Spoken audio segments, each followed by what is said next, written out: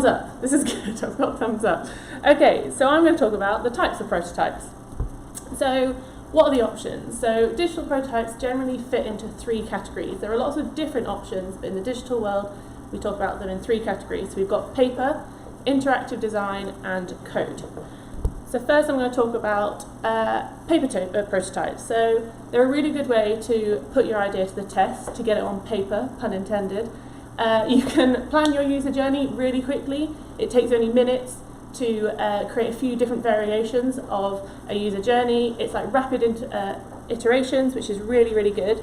They're really low commitment. You can do it from the comfort of your own home, like you are now, and they are cost and time effective, which is obviously very good, especially if you're on a small budget. The second is interactive design prototypes. So this is where I come in, which are the ones I like. They take a bit more planning. You can just test a micro interaction. It doesn't have to be the whole app or website. It could just be something that's really, really important to your idea that sets you apart to your competitors. They don't have to be branded. They can just be black and white and grey. You don't have to already have your tone of voice and everything. If that is the point of your sort of whole idea, they don't have to have a brand yet, but we can obviously help with that. You can test various browser windows, specific functionality and interactions. They're really great to show investors, especially if someone is visually led. They're really good at just sort of getting your point across and showing them exactly how it works. And one thing that's really good is it makes the handover between designers and developers a lot smoother. And the things that we find used in the tin is Sketch, Envision and UX Pin. They're tried and tested by us. And lastly, I'm going to talk about code prototypes.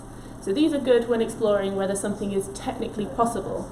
Sometimes, surprisingly, it's faster to code something than it is to use a design tool to simulate an action. Sometimes this isn't the best way to go, but if you've got a really strong idea, especially if it's AR or VR, sometimes it's best to go straight to code. A code-based prototype will obviously be a lot closer to the final product. So if you've already got a developer on hand, they would have found the problems, they would have overcome them, and therefore when you actually do launch in the end, you'll already have hit some of the problems that you would have hit anyway.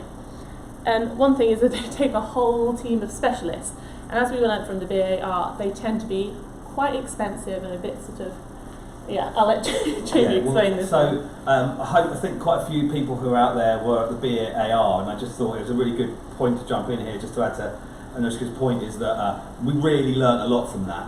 Effectively, we learned that AR is bloody difficult and is really expensive, and don't go selling it into clients as though it's a quick thing that they're just going to expect and then ending up losing loads of money, because that prototype that we built took a lot of time and effort and would have effectively had to go in the bin if we were going to do something properly. So you could say, we spent a lot of time on it, but actually it stopped us and saved us time and money in terms of recommending something to our clients and an approach that just wouldn't have worked. So big learning on that point. Thanks for this.